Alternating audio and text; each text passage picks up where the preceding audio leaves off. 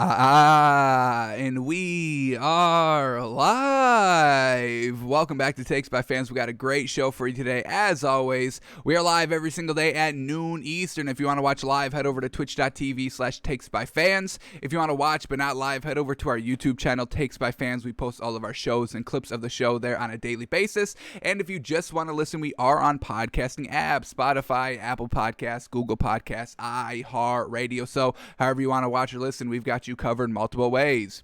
Alrighty, folks, today is another big old Sunday, the second day of 8 games over 2 days, and we got 4 more today, folks. And if it's any indication on what happened yesterday in the NBA, going to be absolutely fantastic. That Bucks Heat game going into overtime, absolutely fantastic. The Mavericks beating the Clippers, oh my goodness. And we may have to kind of retool our thinking a little bit in that series, because if you remember what happened last year in the playoffs, I mean, the Mavericks were beating the Clippers until Porzingis couldn't go anymore, and that's really when the Clippers took over. Now Porzingis is back healthy, and they're back to beating that Clippers team. So very well done to them. We'll talk about that game when we get to it, but man, oh man, we may have kind of swung and missed on the Clippers. We knew we weren't big on the Clippers. A lot of people are having the Lakers and the Clippers getting to the Western Conference Finals. It's just like, did y'all? I know they got the big stars, but there's other teams that just don't have LeBron James, and they're still good. The Suns, the Nuggets, even though they lost last night, truly unfortunate. That Blazers-Nuggets game, that was good as well. The Suns are better than all those teams, the Lakers and the Clippers, but we got the Lakers-Suns tonight, so that's going to be a great one. And then what was the last game? The other game, the Nets-Celtics went exactly how we thought it would. Not as much of a blowout as we thought it would be. What was the final score? Like 10 points, and the spread was like -8. The Nets -8. They won by 10.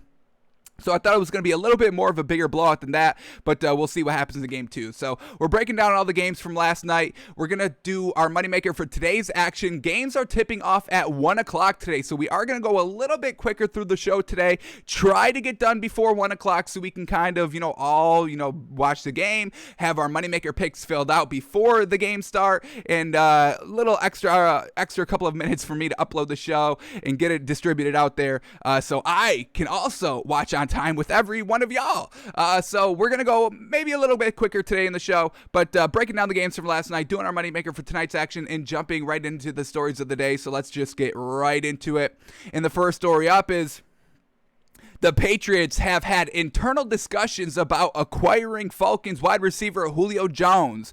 Okay, all right, they've had internal discussions. Okay, we're going to get in the article in a second and see if there's any really kind of meat or substance in this article, or is this just a clickbait headline? Because we haven't really heard about the Patriots. Well, let's first of all say this. I mean, we really haven't heard any team really being like, we don't even know if Julio Jones is going to get traded. First of all, he could get traded after June 1st, but we also haven't really heard of any team really, making a big push or, coming out and really being like, oh yeah, we've got a really good chance. We haven't seen Julio Jones talk out and be like, hey, I actually want to go here. So we have like no real indications whether Julio Jones wants to get traded, and really any teams that may have wanted to trade for him. We haven't really heard about this. The only reason we are talking about Julio Jones right now is because a day or two before the draft, or maybe even on draft day, I'm forgetting the actual day, but Adam Schefter comes out and says, hey, if the Falcons get rid of Julio Jones after June 1st, they save a lot of money towards the cap. So that's where this narrative and this story is coming from, just based off that one tweet alone, and now we are getting closer to June 1st, so the story is once again resurfacing. We also just saw DraftKings released the odds. Let me bring that up. We just talked about it yesterday on the show, but DraftKings released the odds of where Julio Jones is going to be playing in this season, 2021, with Atlanta being number 1. And then we also see New England on this list. So New England at plus 700. So another, maybe New England saw this and now these stories are coming out, or maybe this story is backing up the odds of New England plus 700. So let's see what we get in this article right here. Any concrete information? I mean, it's just internal discussions. I mean, what are you classifying as internal discussions? Because if an internal discussion is this, coaches just kind of talking like, oh, you heard, the Falcons could save a lot of money if they trade Julio Jones after June 1st. Oh, really? We should go get him. Yeah, we should. and then they go back to business. Now, if that's an internal discussion, I can guarantee you every single team has had an internal discussion, so this is a nothing burger. But let's see what we get here in this article. Short article, like 4 paragraphs, so I'm assuming nothing good, but let's read in what we get. So here we go. The Falcons have been listening to trade offers on Julio Jones for some time. Count the Patriots among those kicking the tires on acquiring the perennial Pro Bowl wide receiver. The New England has had internal discussions about Jones, NFL Network's Mike Giardi reported. The dialogue could intensify for several teams as June 2nd approaches. That's when Atlanta could save more than $15 million against the cap by releasing or trading, so they can trade or release him, the 32-year-old star. The latter option is obviously preferred, because they would get something out of it, as Jones would figure to net a notable haul, like we just said. After all, he's still producing at an elite level. Jones has made first or second Pro Bowl, All-Pro in 5 consecutive seasons prior to playing just 9 games last year because of an injured hamstring. Despite his lingering ailment, he averaged 85.7 yards per game in 2020. The otherwise durable Jones averaged 1,500 yards per season from 2014 to 2019. Such production would play anywhere, of course. Inserting Jones into the Pats' depth chart would not only give them a true go-to target, but presumably elevate the whole group into one of the league's better units. No, he wouldn't, folks. What are we talking about? One of the league's better units just because they have Julio Jones? Let's bring up the Patriots' depth chart. I mean, first of all, we can start with our quarterback. I mean, Cam Newton. What are we talking about on that? I mean, we're not going to be really kind of rooting for him or kind of expecting him to do anything this season. I mean, we just did that last season, so we're not going to go and do it again. Now, if he surprises us and plays well this season, then we'll definitely, applaud it and respect it, and we'll talk about him. But we gave him the benefit of the doubt last season. It did not pan out well, so we're not going to do the same thing every single season. I mean, we're off of him. We're on to new and better quarterbacks now. We're on Daniel Jones. We're on, who else are we on this season? Daniel Jones, Teddy Bridgewater. These are the quarterbacks that we're on this year. Cam Newton, he's an afterthought now. It's unfortunate, but he has not shown that he can really just get it done by throwing the ball himself. And if Lamar Jackson cannot get it done by running the ball himself, I've got no hope for Cam Newton. I'm taking Lamar Jackson over Cam Newton as a pure runner. I know Cam Newton's bigger than Lamar Jackson, but I'm taking the speed and the shiftiness of Lamar Jackson over Cam Newton. I'm sorry. And I do think Lamar Jackson has a better arm than Cam Newton. So I am a little off of Cam Newton now. So here we go. Their wide receiver core is Nelson Aguilar, Kendrick Bourne, Jacoby Myers, and then you bring in Julio Jones. But does that make this New England Patriots team one of the best wide receiver cores? I don't think so. I'm taking the Bucs. Obviously, they've got pieces everywhere. I'm taking the Colts. I'm taking Michael Pittman Jr. I'm taking T.Y. Hilton over this New England squad. Who else am I taking? What else we got? I'm taking the Chiefs. I'm taking Travis Kelce and Tyreek Hill over what New England's doing. I'm taking the Giants offensive roster of Kenny Galladay and Kadarius Toney, and I can name four others, but I'm forgetting John Ross, and he's on their bench. He's their 5th option. John Ross is their 5th option. So yes, I'm taking. I don't think Julio Jones really makes this New England Patriots team that much better, and I really don't think Julio Jones wants to go to New England anyway. I really don't think he would want to play with Cam Newton. And if we go back into this article, saying that, they could also release him or trade him, I don't think that Arthur Blank would kind of disrespect Julio Jones by not, if they did trade him. I don't think Arthur Blank would trade Julio Jones to a team that he did not want to go to. I believe if they were actually going to trade him, Arthur Blank would be like, all right, Julio, we definitely appreciate everything you've done for this team, this franchise. You got us to a Super Bowl. You've made us so much money in jersey sales and ticket sales and, being on television and just your personality and your greatness on the field. So we definitely appreciate everything you've done. Unfortunately, we are going to have to move off of you this season. It does, help out the business. toughness, help out the team a little bit more. But we don't want to kind of, think we're just tossing you to the curb. So write down your top 5 teams in order, 1 through 5. We're going to try to get you to that number 1. If we can't work out the deal of any of your top 5 teams, we'll just release you, and then you can go in wherever you want, whichever team and wherever you want to go, where they're willing to go pick you up. So that's why I can't really count on the Patriots of a solid landing spot of Julio Jones. I just don't think Julio himself would want to be playing with Cam Newton. I think he's going to go to a Super Bowl level team right now with a Super Bowl level quarterback right now, and I do not think that is Cam Newton. I think that's the Colts with Carson Wentz, obviously the Chiefs with Patrick Mahomes, the Ravens with Lamar Jackson, the Bucs with Tom Brady, but the Bucs have already got a plethora of wide receivers. They're not going to go actively for Julio Jones, especially because he's going to be a little bit pricey, where everybody else was taking pay cuts on that team. So I do not see the Falcons being true contenders here for Julio Jones, but we'll see. We'll see how it shakes out. Like we said, we still got another week, one more full week? No, like a week and a half, kind of. We've got, basically a week and a half. Not this Wednesday coming up, but next Wednesday. That's June 2nd, where if anything happens with Julio Jones, that's when it's going to begin to start happening. So we still got about a week and a half to kind of collect all this data to see what's actually going on with Julio Jones. But, I don't really know about, Patriots having internal discussions. Didn't really get anything in this article. So, I really don't see him going to the Patriots. I don't think. I think this is kind of a fake story, or just a story just to say it to get content out there. But I do not see Julio Jones going to the Patriots in any form. Trading, I don't think he gets traded there, and I don't think if they cut him that he just willingly goes to the Patriots. Alrighty, let's move on to this one. We get Derrick Henry back in the lab, working out in the gym, and we're always just so impressed by Derrick Henry's workout, but that's not why we're bringing it up this time. It's because he's working out with Julio Jones, folks. He's working out with the man, and we just told y'all yesterday on the show that Derrick Henry is kind of pleading for Julio Jones to go to the Titans. He kind of quotes the tweet. Can I bring it up real quick? I'm not finding it.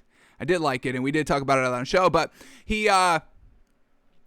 Derrick Henry, quote, tweeted a tweet saying, Julio Jones is potentially up for trade. And Derrick Henry was like, yeah, tighten the fuck up, baby. Let's get him here. They just lost who'd they lose? Was it Corey Davis? They kept A.J. Brown. I think I got it wrong the last time I talked about it. They lost one of their great, tall, deep threat wide receivers that they've been rocking with for the last 2 years. They still got A.J. Brown. So they got rid of Corey Davis in this offseason. So bringing in another A1 tier 1 tall, fast, deep threat wide receiver to complement A.J. Brown to help Ryan Tannehill out, because we know Ryan Tannehill has a little bit of a lower ceiling than other quarterbacks in this league, and definitely was taking advantage of all the height at the wide receiver position last year. In the last 2 years, honestly, they've made the playoffs. Ryan Tannehill made the AFC Championship game, and I love Ryan Tannehill. Don't get me wrong. I thought he was serviceable with the Dolphins. I thought he got a lot of slack that he didn't really deserve. I put all the blame of the Dolphins' failures on the head coaches that coached Ryan Tannehill, Adam Gase, and who was the old guy that was literally the worst decision of a head coach ever. Ryan Philbin, something Philbin. But he was absolutely trash as well. So Ryan Tannehill really got the short end of the stick there with the Dolphins, but he's really been solid here for the Titans, just being that game manager. They've got the great running back. They've got great wide receivers. And Ryan Tannehill was just playing above average football, game manager type football, and got you to the AFC Championship game. So if they bring in Julio Jones, watch out for this Titans team to jump right back up to where they were, not last season, because they weren't the greatest last season, but 2 seasons ago when they made it to the AFC Championship game. So if Julio Jones and they're working out, him and Derrick Henry getting ready, getting right, there is kind of a position open for Julio Jones on that team. So they have 2'6". How tall is Julio Jones? 6'3", 6'4"? Let me get that up, because I know A.J. Brown's like 6'3" too. That was so great about A.J. Brown and Corey Davis. Yeah, Julio Jones is 6'3", and A.J. Brown is... Oh, he's only 6 foot? How tall was Corey Davis? Corey Davis was 6'3" then?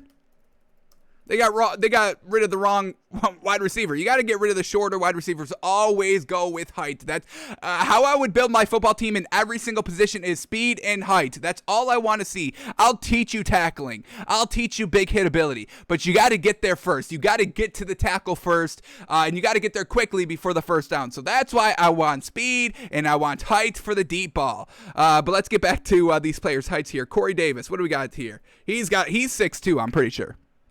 At least 6'3", yeah, okay. So I think they got rid of the wrong wide receiver, but still 6 foot's the baseline of good height. I'm liking 6'1" and above, but I'll take 6 foot.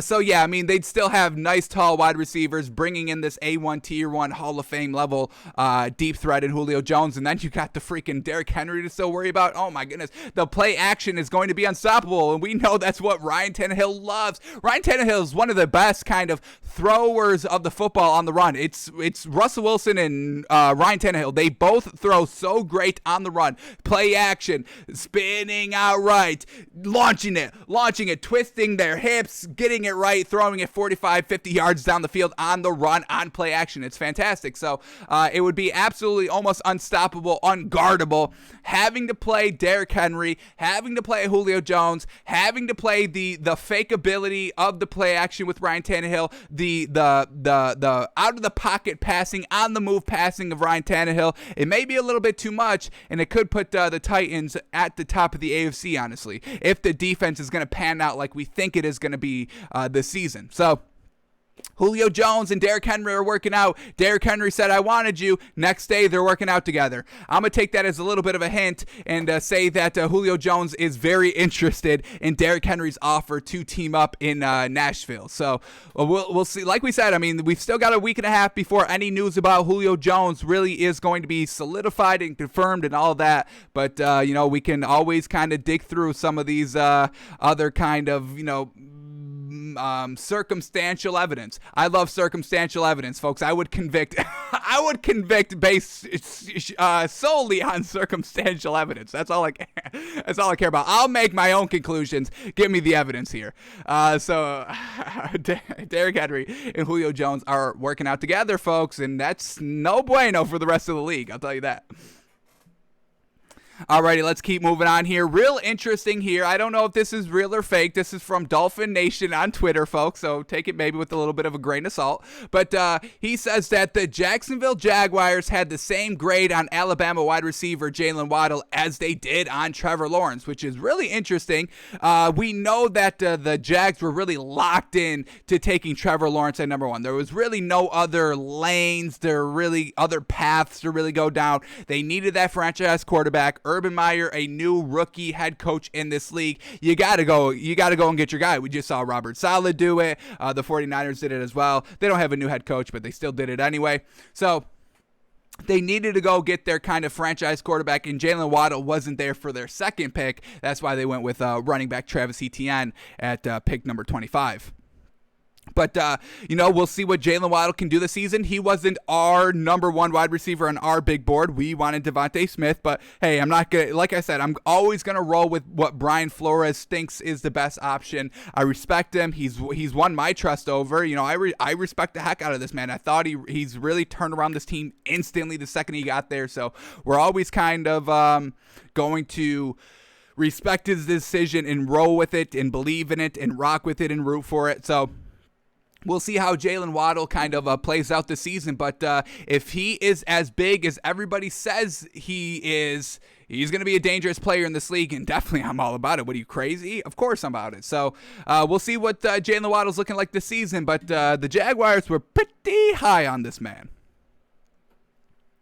All right, let's head over to some NBA stories now. All right, Victor Oladipo could be cleared for full contact in November. So a real lengthy injury here, unfortunately for him. But Woes says this, that Dr. Jonathan Glashow tells ESPN, quote, "The quad wasn't really hooked up. It was torn and I reattached it. I was amazed he was playing with what he had. I'm very optimistic that I could clear him in 6 months by November. I think he's going to play really well again." And that's definitely a great sign to see. Victor Oladipo is a very special talent in this league. Definitely deserves to be, one of the top 50 players in this league. Explosive point guard, can hit the shots, can drive, can lead a team. So, when he went down for the Heat, definitely a big blow for them. But, for him to be out this long, and we just heard kind of Adam, who's the commissioner of the Adam Silver, right? Yeah, that's right, Adam Silver. We just heard Adam Silver say that the NBA is trying to get back to their regular schedule by starting in October next year. So if this story's right and if Oladipo stays on track, he may miss the first month of next season, but will be good for basically the rest of the regular season starting in November. So we'll see if the NBA starts on the date that they want. We'll see if Victor Oladipo's cleared by November, and we'll see if he's still going to be on the Heat. Maybe the Heat get rid of him, all right, we tried it, didn't work, unfortunate. We really just traded you just for this season. We're maybe are going to rebuild after this season, depending on what happens in this Bucks series. Or they're just going to get Victor Oladipo right acclimated, get him back in here for the Heat. So we'll see where he's going to play. We'll see if he sticks with the Heat. But Victor Oladipo should be good to go probably a month into next season, but is going to be there, when the thick of it starts to happen. And that's what you want. So definitely wishing this man a speedy recovery, and it seems to be all solid after this injury. Just got to go and rehab and get right. Alrighty, let's keep going here. And man, oh man, did y'all feel it? Did y'all feel last night, all day yesterday? I mean, there's a clear difference. 1,000% night day, clear difference between regular season basketball and playoff basketball. And man, oh man, did we just get introduced to playoff basketball yesterday, folks. Great games, competitive, all the stars playing, and that's exactly what you wanted. No game time decision. No, I'm out. I'm taking load management. No. We're in the series now, baby. We're in the playoffs. No rest. You are in for 35, 40 minutes. All the stars are playing. We're only taking 3 players off the bench, and it's high intensity play every single possession, and that's exactly what we got last night. And hey, we'll start here. The Clippers staring down Maxi Kleber after the wild poster that Kawhi Leonard put this man on, and just look at these men barking and mean mugging. We got Paul George, Marcus Morris, and even Kawhi himself, the emotionless Kawhi, getting into the freaking mean mug as well. Man, oh man, you felt the playoff intensity. Just look at that. That's intimidating, no? They're just staring this man down after he just got freaking posterized, after he just got murdered. The man got murdered, and they're all just staring him down like, yeah, bruv, what's up? Do it again. Do it again. Do it again. You understand me? Do it again. See what happens. So, I mean, man, oh man, the intensity was there. I freaking love it. Unfortunately, the Clippers lost, so not the greatest look in hindsight, but at the moment, this is what it's all about, folks. High intensity. Yes, sir. Pumping up your team, getting right. I mean, just trying to kind of, little psychological games, just kind of staring them down, and everybody's getting involved. I mean, Paul George and Marcus Morris, they didn't dunk on him. It was just quiet, but they all were there doing it. The mean mug, the stare down, and I'm all about it, folks. Yes, sir. This is competition. This is high-level competition, and like I just said, folks, I am here for it 1,000,000,000%, folks. I love high-level competition, and playoff basketball, oh man, that's high-level competition I'm definitely about. So we got that, but we also got one more, folks, in the same game. Luka Doncic getting into all the kind of, trash talk and all of this. So early on in the Clippers-Mavericks game, Luka Doncic going against Patrick Beverley. going off, kind of, bodying them, and Patrick Beverley goes flying a little bit, and Luka Doncic gets the easy layup after, and Luka Doncic yells out, "You're too fucking small," to Patrick Beverley after this. "Look at this man go!" And then the energy, "You're too fucking small, bro. Get off. What are you doing, bro? You don't know who I am? I'm Luka Doncic, bro. I'm only 22, and I'm bodying you. What's up? What's up? Get big, bruv." And the Mavericks ended up winning this game as well, so I absolutely love it. The playoff intensity, the mean mugging, the disrespectful banter, the get off me, the, going strong to the bucket, laying it up over your competition. There's nothing better. And folks, we get another full day of it today, so I'm absolutely about it. Hopefully we get some more great moments like these two that we just shared here, but I'm all for it. Talk your talk, do your thing, go out and win the game, be competitive, be intense, and let's go get it done, folks. Let's go get the win. So absolutely love it, and we'll see what today has in store for us. All right, and then the last story to cover for today. Charles Barkley says the NBA ain't got no balls to fucking suspend LeBron James, and he's kind of right. I mean, we talked about it on the show yesterday. LeBron James kind of violating the safety protocols of the NBA a little bit, partying with Drake. We've got no problem with it. We would have done the same thing. If you have an opportunity to party with Drake, you go and take that invitation. 1,000 times out of 1,000 times, you do that. So we're not, disappointed or mad at LeBron James for doing that, because the very next night he hit the game winner over Steph Curry. So, I mean, it obviously didn't affect him. Now it brings in the health and safety. Not everybody's vaccinated in the NBA, so I get it from that standpoint a little bit. But we're starting to kind of ease the protocols a little bit more. Fans in the stands. The Knicks are having 15,000 fans in today's game. Cannot wait for that one. That one's going to be fantastic. Fans in the stands with that Knicks defense. That may be enough to carry them over against the Hawks in their series. But, what Charles Barkley is saying here is kind of actually 1,000% correct. I mean, we just saw Steph Curry get eliminated from the playoffs. They're not going to lose their other cash cow with LeBron James for suspending him. And then we know if they suspend LeBron James for 10 days, he's not going to, the Lakers will not win a single game against that Suns team, and they will get swept. And that means no LeBron James in the second round. We still don't think LeBron's going to get to the second round anyway, but let's see him in the first round to potentially get to the second round, and at least we would have that first round money of LeBron. So that's what the NBA is thinking. But the NBA, I mean, they know where their bread is buttered, folks, and we're not going to get into this whole China NBA thing, but we are going to touch on it. I mean, when that came out, the general manager or the owner of the Hawks tweeting in support of the Chinese protests and all that, and then the NBA shut that shit down real quick because they know where their bread is buttered. There is money, folks, like money. Like, there's U.S. money, but that China money, that makes you go bad a little bit. That China money, because it's just so much money. So, the NBA, all right, we know we got LeBron James. Let's keep it. We're not going to do anything. We're going to kind of look the other way a little bit, just like they did with that whole, big C thing as well. Just kind of look the other way, shut it down, look the other way. They know where the bread is buttered. So, Charles Barkley saying, no, they've got no balls to suspend LeBron James. Yeah, they're in the business of making money, and that would not make money. So, of course. So, Charles Barkley is just right here. He is just right. He's just right.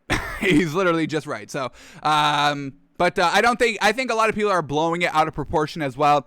Y'all want him to be suspended? I don't get it. I understand in the regular season, Kevin Durant had a false negative and was still out 10 days. I get it, folks. I truly do. But we're talking regular season, folks.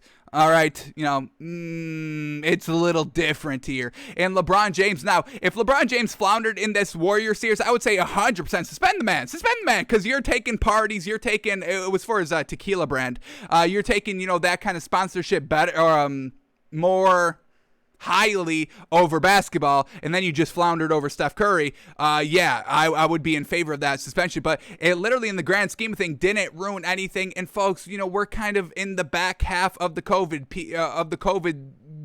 dilemma, pandemic. The vaccines are available, folks. I mean, that's what we were all waiting for, no? I mean, we can start going back to normal. The vaccines are here. That is it. You want it, go get it. They're all there. It's not like they're in demand. They're in big short of supply. You can go get one at a 7-Eleven, folks. A Slurpee and a shot. It's a combo, $7.95. $7.95.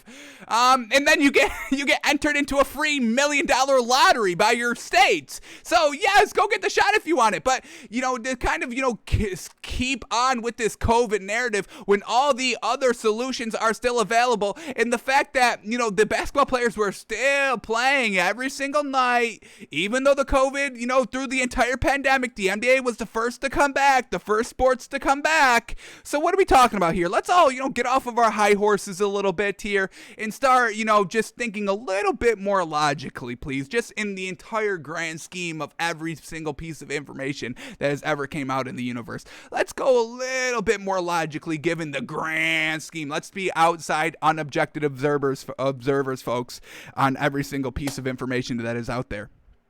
So I'll just take it easy a little bit. But we'll just leave it at that, I guess. Highly controversial topic for some reason. People can't control themselves. But we'll just leave it at that. I think we've said enough, I believe, to get our point across. But yeah, I think we'll leave it there. And those were all the stories that we needed to cover for today. So let's head over to the NBA, break down those great playoff games that happened last night, and get us ready. We are half hour, 29 minutes out. We'll probably even a little bit more. I mean, a Twitter user, put it perfectly last night. Those play-on games started right on schedule, folks. That game started at 7:30. That game was tipping off by 7:32, folks. No problem. All of the play-in tournament games. But now these playoff games are starting at 2. That game last night, that Bucks Heat game, didn't even start to like 2:20. It was a solid 20 minutes after the official start time. So, that Twitter user just put it perfectly. I forgot who it was, so I apologize for not giving you all the credit for it. But this game is supposed to be tipping off at 1:00 today. The 1:00 game is, let's see what it was. I'll just go to it, I guess. The 1:00 game today is the Wizards and the 76ers. So expect that to tip off at like 1:20. All right. So let's go to the games from last night. We'll do our moneymaker for tonight's action, and I think that's all we're going to do for today's show. But let's get right into it here. First game up is the Heat and the Bucks, and man, oh man, what a great game. Probably the best game of last night, the closest game. The other games were kind of close for the first kind of half, but then the teams that ended up winning really took control second half, fourth quarter, where this Heat-Bucks game just going back and forth all game goes into overtime, and then the Bucks just win by 2 after Jimmy Butler hits the game-winning shot, or the game-tying shot to go into overtime, and then the Bucks are able to kind of close out in the overtime period, very closely though. Best game of the night was the early game. Don't think that's going to happen today with the 76ers Wizards being the 1:00 game. I mean, that Knicks-Hawks game, I believe at 7:30-ish, that's going to be the one, folks. That is going to be the game tonight. We cannot wait for. But let's get into this Heat-Bucks game first. So let's start here with the Bucks since they ended up winning. All right, here we go. Giannis, 26 points, 5 assists, 18 rebounds, 6 of those offensive. But man, oh man, this man was absolutely not clutch last night. And the big things that we've been talking about all season long on Giannis, the three-point ball and the free throws are absolutely abysmal. And that's exactly what we got from him last night. 0 of 3 from the 3, but even more disastrous was his free throw attempts, folks. 6 of 13, 46% from the line in a playoff game, folks. It only went to overtime because he could not hit the free throws in the fourth quarter. And we literally saw this the first game of the season. Giannis coming out at the free throw line to win the game and loses. No time left. He got fouled. Go to the line, win the game. He flounders. I think he missed both and they lose. 1 to tie, 2 to win. I believe that was the scenario. And he misses both and they lose literally game 1. It was game 1 or game 2, but I'm 99% sure it was game 1. But so it's just Giannis, please step up, and we just chose the Bucks to win the title when we walked through the playoffs.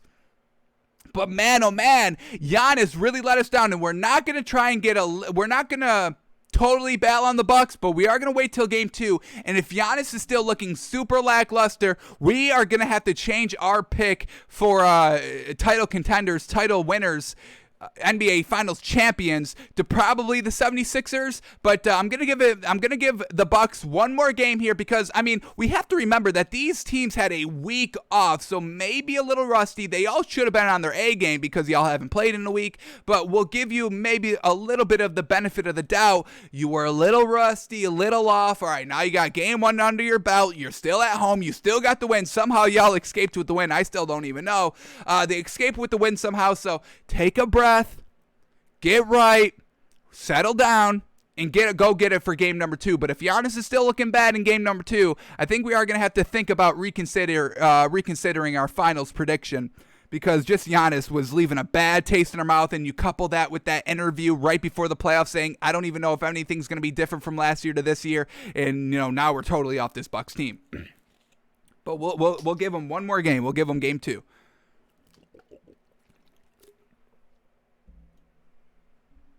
All right, let's keep going here. Chris Middleton hit the game winner in overtime. Yes, sir. Chris Middleton, one of the only clutch time he's ever had in his entire career, so we're loving it. He was the leading scorer of the squad, 27 points, 6 assists, 6 rebounds. 3 of 9 from the 3 in that game winner in overtime, baby. The mid-range jumper coming off a little bit of a screen, falling away, and you got to respect the heck out of it. So thank you, Chris Middleton, stepping up. And there's a lot of silver linings in this Bucks game. Yes, Giannis was trash, but one silver lining was Chris Middleton took it upon himself to go win the game. Fantastic. And another silver lining is the Heat were on fire from 3 last night. Duncan Robinson had the best game probably of the season, 7 threes, 7 of 13, and they were still able to win. Jimmy Butler took 9 threes, which is definitely out of character. We're trying not to, get into the Heat right now, but all the threes, folks, the Heat made 20 threes while the Bucks only made 5. So another silver lining, the Bucks were able to stay with the Heat, even though their firepower from 3 was on point, and we have not seen this Heat team shoot the 3 like they did last night this season. Last year in the bubble, yes, they were doing that, but not this season, not this good, not this well, like they did last night. So another silver lining here for the Bucks, why we're not going to totally bail on this Bucks team just quite yet, because of Chris Middleton stepping up, because the Heat were just shooting the barrage of 3, hitting them at a great pace, hitting a lot of them 20, and they were still able to squeak out the win. So these are some big silver linings here, but we also want to see Giannis get better in game number 2. Alrighty, Brook Lopez, 18 points, 8 rebounds, very solid there. Dante DiVincenzo, 3 points on 5 shots. He's definitely going to have to be a lot better. Yes, he had 10 rebounds, but he was still a -6 on the floor. He's got to be better, folks. He's the worst player in that starting lineup. So we got to get more out of Dante.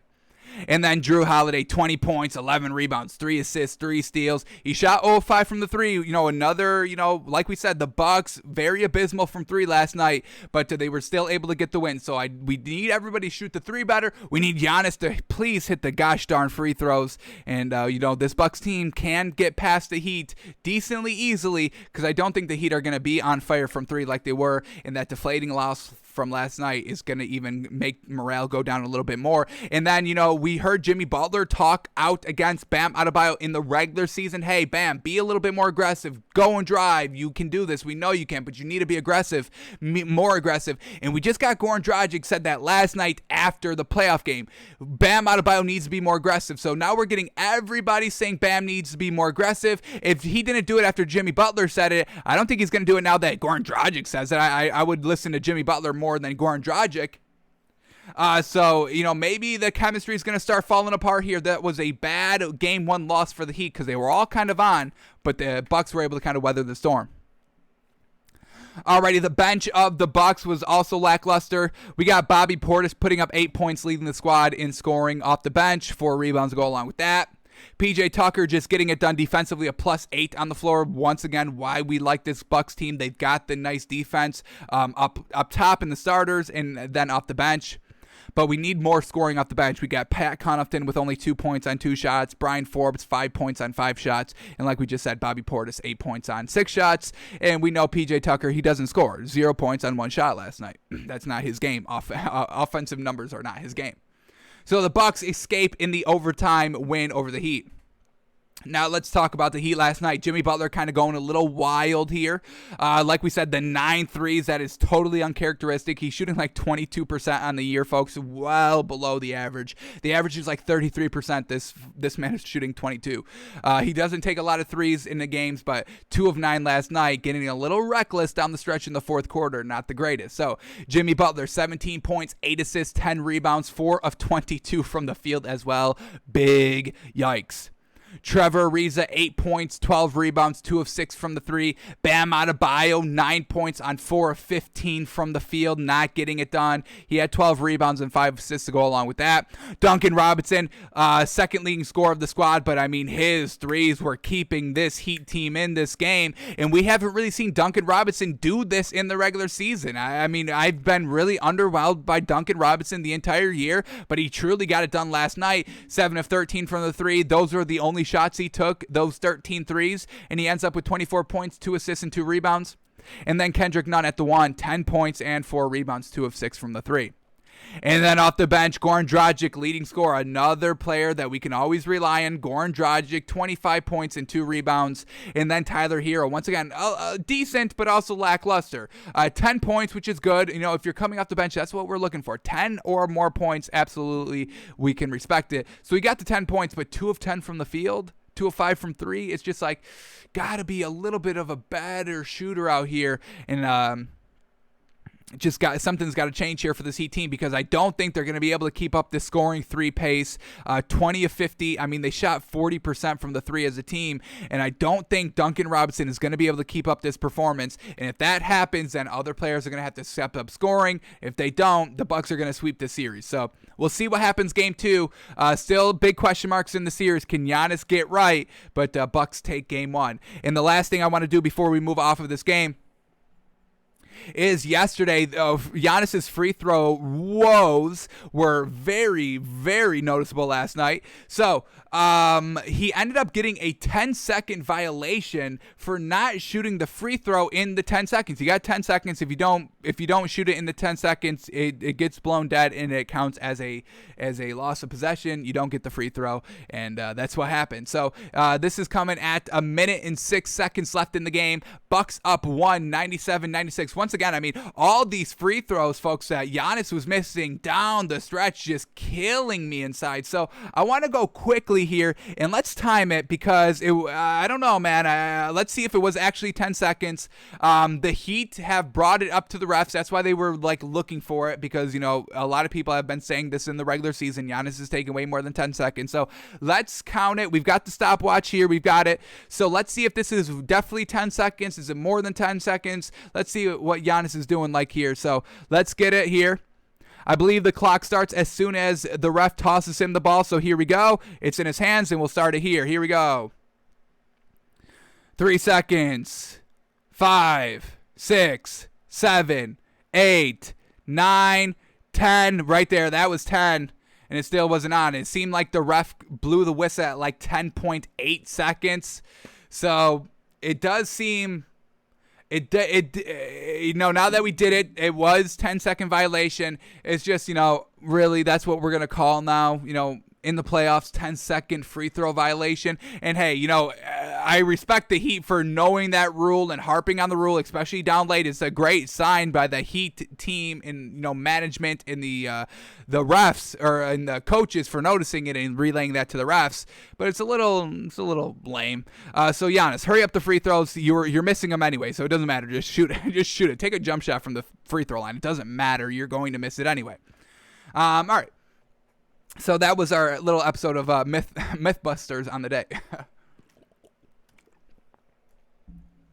All right, we may have to go a little bit more quickly here because we are 17 minutes out, and we do want to be done by 1 o'clock so we can watch the game. So here we go. Let's keep going here. Mavericks and the Clippers. Mavericks steal game 1, baby. And if I think I do kind of already want to switch over to the Mavericks here.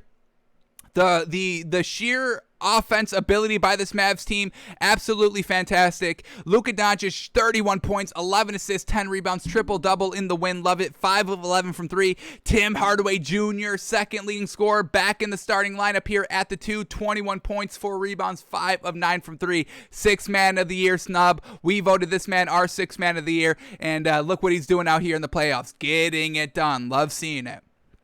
Maxi Kleber at the 5, 6 points, 9 rebounds, 4 assists. Kristaps Porzingis still at the 4, 14 points and 4 rebounds, 1 of 5 from the 3, 30% on 13 shots, not very well. And then Dorian Finney-Smith to round out the starters here, 18 points, 5 rebounds, 2 assists, 4 of 5 from the 3. So this is starting line of the offense. Everybody really got it done. We're all, everybody basically in 10-plus points category. Maxi Kleber not, but, we didn't rely on him anyway. And then off the bench, decent production here. Jalen Brunson, 15 points on 4 of 7 from the field. So that was all very well. And, we were just hearing about the Clippers defense. I mean, if you're watching the game, that's all you heard about, this Clippers defense, this Clippers defense, this Clippers defense. But they've got no offense. So this is not a good series here for the Clippers. And remember, they lost their last regular season game by benching everybody. They could have avoided this, but this is what they chose. They chose violence, and it's not looking good for them. So Kawhi Leonard, 26 points, 4 steals, 5 assists, 10 rebounds, but 1 of 6 from the 3, and 40% on 22 shots. Not the greatest there.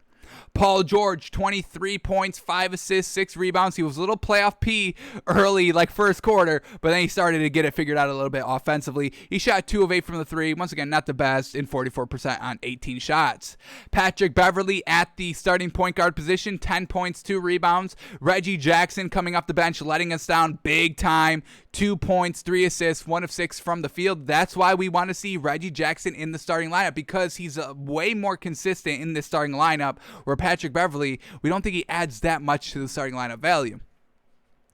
Also off the bench, what do we get here? Nicholas Batum, 11 points, 7 rebounds. Very well done. And Rondo, 11 points, 4 assists, 4 rebounds on 23 minutes of play out there off the bench. But they're going to have to get more offensive production here. Marcus Morris is going to have to step it up. We got to see Reggie Jackson. And Kawhi Leonard and Paul George, one of those players need to go for 30 every single night here in this playoffs. Every single playoff series, we need somebody to be that elite 30-point scorer. So one of those two have to do it. It would be great if they both did it, but we need at least one. So Clippers fall in their first game, and it's just kind of laughable that a lot of people are picking this Clippers team to be in the Western Conference Finals. I don't get that, we're getting proven right by we did have them winning the first series. Did we have them losing second series? We had them losing to the Jazz. We had the Clippers beating the Mavericks in 6, but we didn't really take into account what happened last year. I kind of blew that over. I thought the Clippers were going to be on their bullshit this year and finally get it figured out, but so you can't teach an old dog new tricks, and that's what this Clippers team is. Old dogs. All right, at least let's keep going here. The Nets and the Celtics. Nets get the win by 11, 104-93, covered the 8-point spread. Bingo, bango. So very well done there. Unfortunately, the Celtics were a lot more competitive than I thought they would be. So let's start here with the Nets first. Kevin Durant, 32 points, 12 rebounds. He shot 1 of 8 from 3. He didn't shoot well, but he did put up those 32 points, so we'll definitely take that. Joe Harris, 10 points, 3 rebounds. He shot 2 of 6 from the 3. Blake Griffin was the starting 5. I don't like that. 1 point, 4 assists, 3 rebounds. He didn't take a 3. He didn't even attempt a shot all night. He got to the free throw line and only made 1 of the 2. Kyrie Irving, 29 points, 6 rebounds. He shot 2 of 8 from the 3, 55% from the field. And then James Harden, 21 points, 8 assists, 9 rebounds. Classic James Harden here. And 4 steals to go along with that. So the usual suspects getting it done here for the Nets starting lineup. And then off the bench, they didn't really get anything good. Nicholas Claxton played really good off the bench. I was really impressed. He had 5 rebounds in only 11 minutes. Hopefully he gets more playing time. I thought he did very well down there. But nobody else was really scoring off the bench. So this Nets team is really going to have to get it done. Once again, we're going to give it, kind of chalk it up to, a week off, a little rusty a little bit, especially with this Nets team of never really playing together as full healthy starters.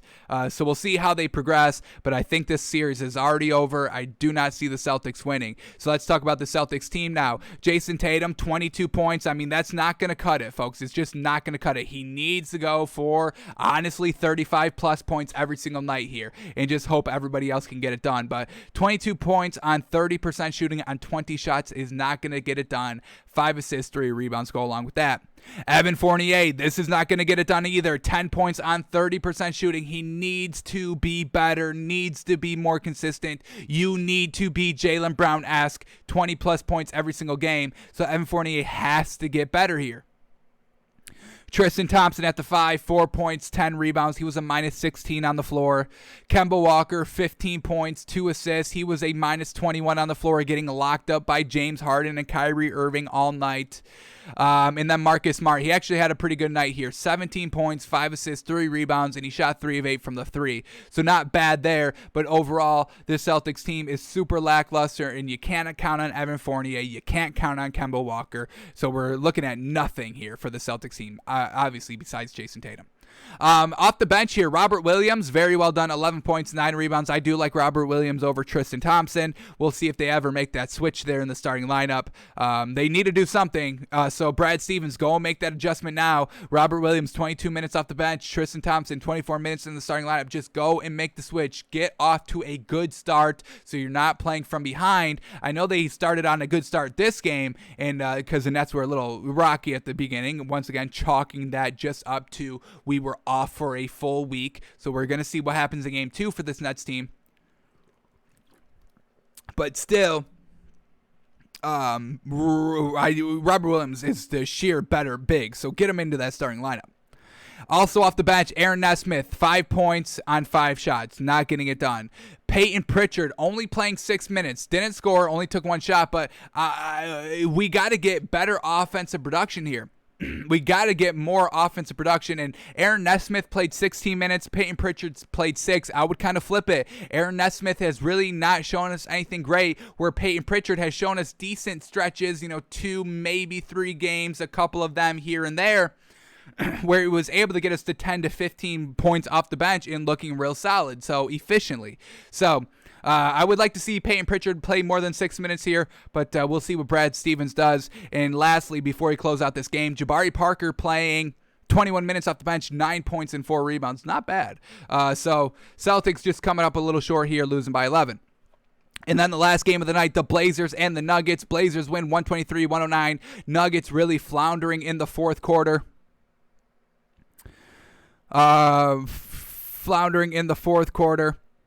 In the third quarter, really getting outscored 38-25, and then not really being able to overcome that in the fourth quarter. So a little unfortunate here by the Denver Nuggets. Like we said, this was the Blazers' best chance, best opportunity matchup here to advance to the second round, and they went out and took game 1. So we give a lot of respect to this Blazers team. Damian Lillard, 34 points, 13 assists, 2 rebounds on 5 of 12 from the 3. CJ McCollum, 21 points, 6 rebounds, 3 of 7 from 3. Nurkic, 16 points, 12 rebounds. Robert Covington, 8 points, but only on 5 shots. And then Norman Powell, 10 points, 4 assists, 3 rebounds. Didn't shoot well at all. 1 of 4 from the 3 and 3 of 11 from the field for 27%. But everybody kind of getting nice scoring. And then off the bench, I mean, this is wow, what a turnaround. I mean, getting it done. Carmelo Anthony, 18 points on 50% shooting. And Anthony Simons, 14 points and 4 rebounds on 83% shooting. Where had they been all regular season?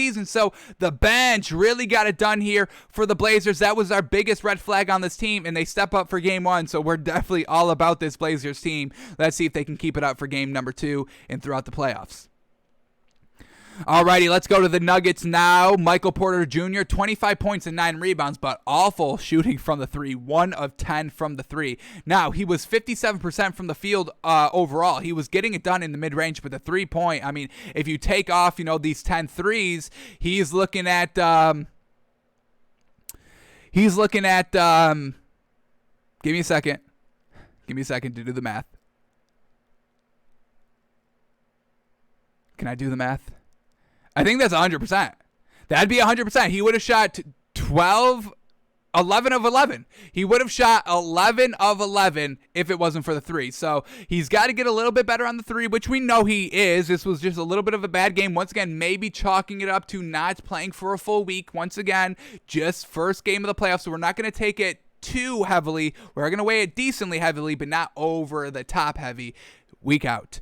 All right, Jokic now, 34 points, 6 rebounds. He did very well all game. Aaron Gordon, 16 points, 8 rebounds. We needed him to step up the scoring a little bit, and he did it with the 16. That's pretty solid there.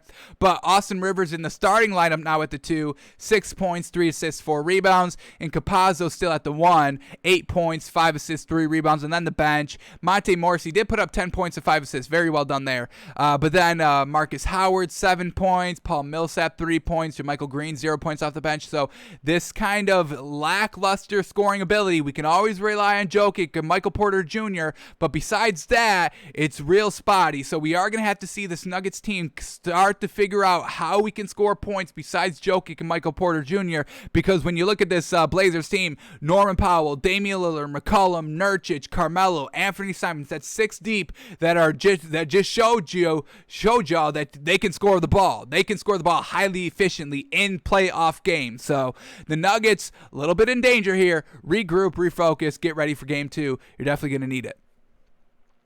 All right, that was all the NBA from last night. So here we go. Today's action. Tipping off in 5 minutes, maybe a little bit more, like we already were saying. But here we go. Wizards, 76ers tipping off at 1 o'clock.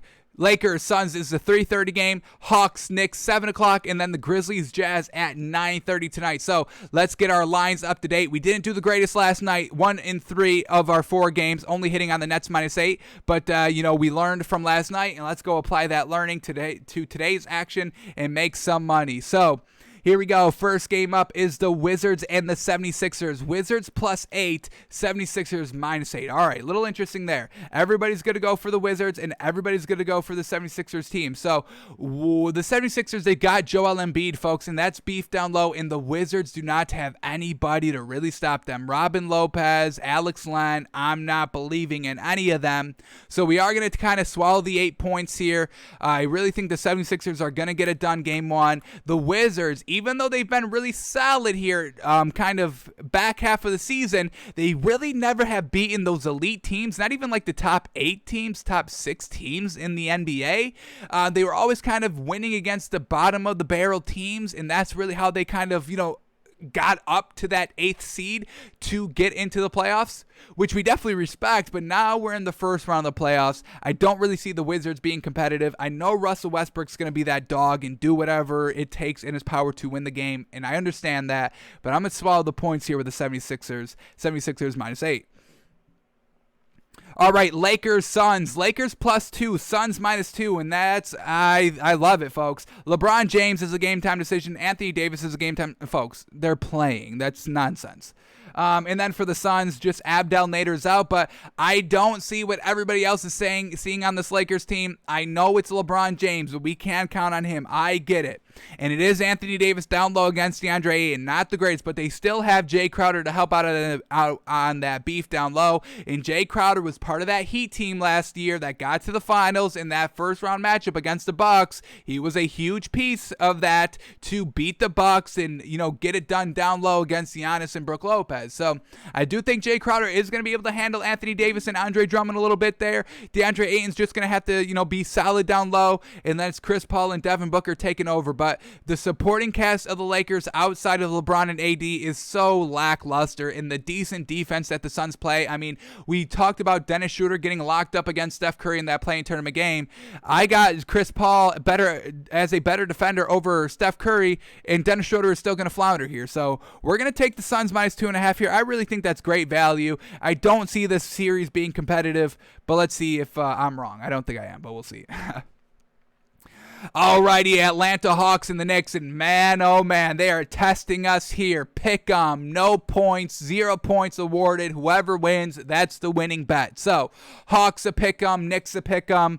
Jeez Louise, we knew this series was going to be close, but they didn't have to start us off like that to give us a little play for game 1. Dang.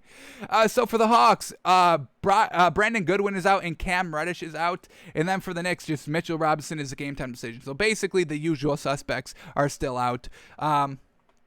So, man, it's game one. It's Knicks' first game in the Garden, in the playoffs, with 15,000 rocking, roaring fans. I'm going to take the Knicks in game one. Like I said, I like the Hawks in 7, but game one, feet getting wet in this playoff series. I'm going to take the Knicks defense in the crowd to be the main differences here, and the Hawks just coming up a little short here. So I'm taking the Knicks in the pick-up. And then the Jazz and the Grizzlies. Grizzlies +9, Jazz -9. Whoa. This Grizzlies team is good defense, folks. And their 1 through 5 lines up absolutely very well with the Jazz 1 through 5, at least in the starters. Yes, the Jazz are very deep, and the Grizzlies aren't that deep as the Jazz are. But that starting lineup matches up very, very well. From bigs to guards to forwards, they just match up truly across the board. And this is Donovan Mitchell's first game back. Is he going to be ready? Is he going to be right? Is he going to be in the rhythm? So everybody's going to go for the Grizzlies, and Ersan Ilyasova is a game-time decision for the Jazz. So I'm taking the Grizzlies +9 here, folks. That's a lot of points to give up. The Grizzlies play very good defense. They usually kind of rise to the occasion a little bit. They don't always beat the best teams, but they are usually always competitive, rising up to the occasion. I don't really think they ever get blown out by the best teams consistently.